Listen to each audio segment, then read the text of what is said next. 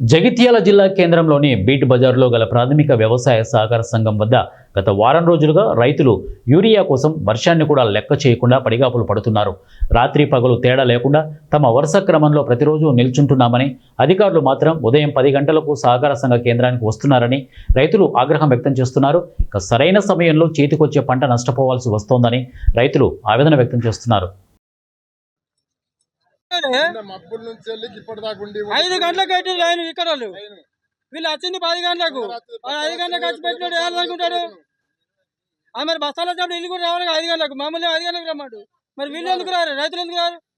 Officer కూడా రావాలి కదా, వచ్చేయాలి.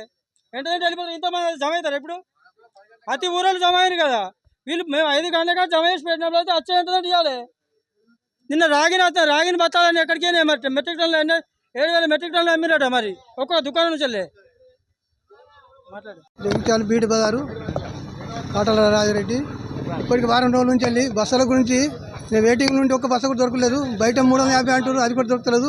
దాని వెనక ఒక 5 కిలో బ్యాగును 300 రూపాయలు కానీ 500కు అని ఒక బ్యాగు అంట కడుతున్నారు. దీన్ని 350 అటోలు దోసుకుంటానికి ఇప్పుడు ఈ మధ్య దళాలు వీళ్ళు రాయిండ్రు. దీని గురించి గవర్నమెంట్ చర్య తీసుకోవాలి. ఎంఆర్ఓ కానీ కలెక్టర్ గారు కానీ ఎమ్మెల్యే కూడా యాక్షన్ తీసుకోవాలి. ఎమ్మెల్యేని తీసుకోవద్దు, ఒక్కసారి కూడా వస్తాడు ఇక్కడికి సమస్య కాడికి ఒక్క కూడా వస్తాడు. బ్యాంక్ కాడికి ఏమవుతుందో వస్తాడు. ఎమ్మెల్యే కూడా రావాలి. ఎందుకు రావద్దు? ఎమ్మెల్యే ఉంది ఎందుకు కొరకు? ప్రజల కొరకు.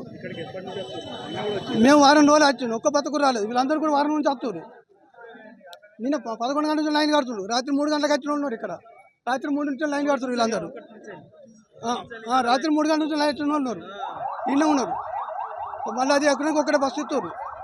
చాలా ఇబ్బంది అవుతుంది. ఈ బస్సుల గురించి ఎమ్మెల్యే